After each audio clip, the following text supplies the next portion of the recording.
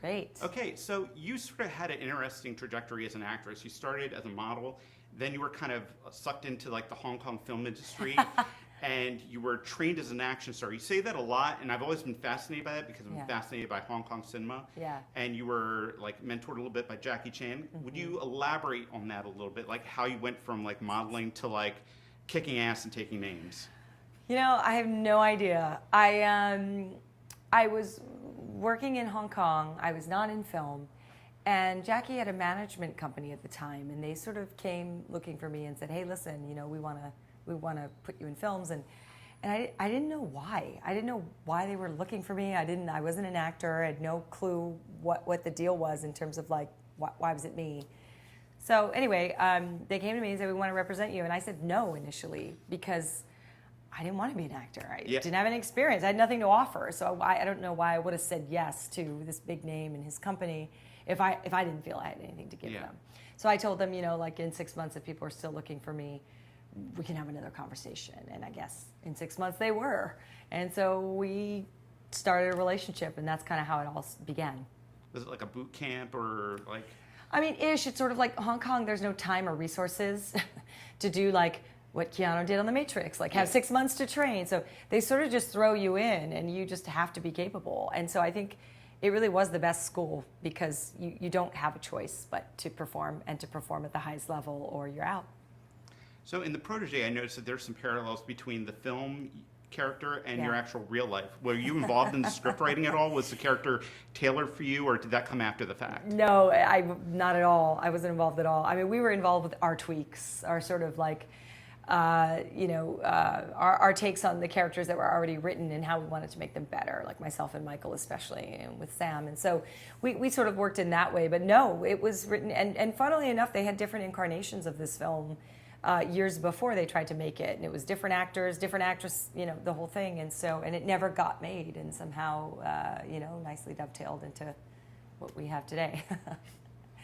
One thing I really liked about the Protégé is it kind of like starts to try and view the Vietnam War from a different sort of prism, not sort of the movie prism, but more of a realistic prism. Do you think we're finally getting to the point where we're starting to actually kind of come to terms with that, like with your character, her parents, and all that sort of thing?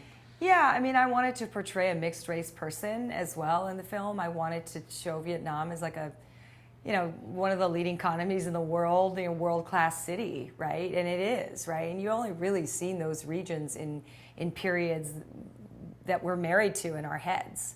And so, you're finally seeing it not in a war movie. Yeah. For the first time, I would say. Yeah. So one thing I noticed is about the choreography of the fight scenes. You sort of have that fluid sort of Hong Kong action style. Oh, really? Did you have any sort of say in like your choreography, or was that brought over, or how did it happen? Because you did a lot of the sort of like wushu type stuff where you're like, it's very cool. I think I'm just smooth when I fight. I'm definitely not a wushu person. Our choreographers, they were all European. Yeah. So we didn't have any really Asian influence in that way, although they are all influenced by martial arts because they obviously, I have a lot of say in my fighting. Yeah, I do. I mean, they choreograph, what they have in their mind's eye, and then it comes to me, and then I make the tweaks I want to make. And if I don't have to, fantastic. But a lot of times I do jump in and say, well, I'd like it more like this or less like this, and we kind of work together in that respect. Yeah, because I like the scenes because there's a lot of leverage in there. It's not like you punch them and they fall down. You actually have to pull down and do leverage, so 100%. It's believable that you're actually...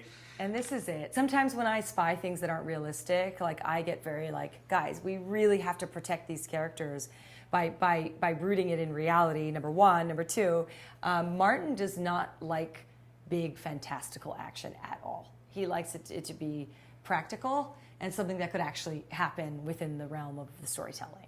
And so we were kind of married to that. So I love the chemistry between you and Michael Keaton. Thank you. What was that like working with Keaton, and what was it like kicking Batman's ass?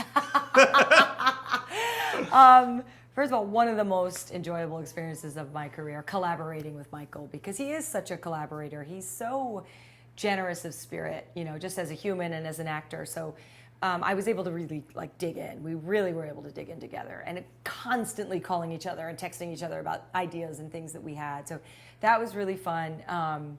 Fighting with Batman. So funny. I never thought about that when we were making the film until we were done, and people were like, you realize who you were fighting. And I was like, I actually did it. It only came up like last week. I couldn't believe that I actually, I mean, of course I remembered him as Batman because he was one of my favorites, but I was not thinking about, I think maybe you just try to compartmentalize and just do what you have to do in front of you. And you think of anything else, maybe it'll be overwhelming. Probably. So that brings up like the term like these action vehicles sort of go sequel to sequel to sequel. Yeah. Who would be your sort of ideal heavy for the next one, male or female? Which DCU or MCU character's ass would you like to kick next? Oh wow! Oh my goodness! Yeah, exactly. I guess. Maybe I'd like to fight Wonder Woman. Oh. That'd be fun. Oh, that would be good. Because I loved. I mean, as a kid, like I was a big Linda Carter fan. Like that was like my show. Yeah. I really was. I Yeah. mean, I wanted to be her, and I dressed up as her, and I pretended I was her. Aw.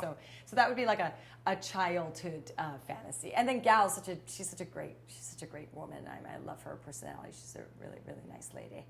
So it'd be fun. Yeah. So and finally, what do you think? Do you think the action genre has kind of progressed these days? Because like now we have like Charlize Theron, and she has her own sort of action vehicles. We have Scarlett Johansson, she has her own action vehicles. Now you're doing the Protégé, and we have these women now leading these sort of charge. Do you think the genre's grown and gotten better? And do you think we are getting to the right sort of like trajectory as far as that? I mean, I hope so. I do, because opportunities obviously are few and far between. Yeah. And so I suppose if we get the opportunities and we do it well, it's going to create more opportunities. So hopefully that is the case. Yeah.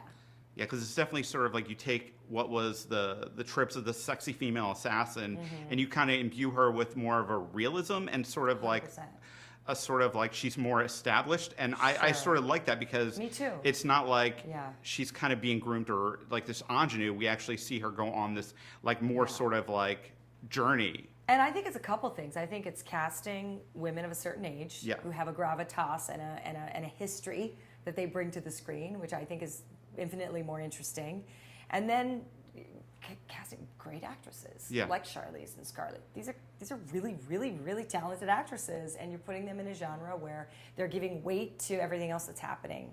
And we didn't see that before, because there was an era where the acting was secondary to what was happening, and I think audiences are too sophisticated for that now, to be honest. Yeah, I think we are moving in a different direction. Awesome. Thank you so much. Thank you. Appreciate you coming Appreciate out. you.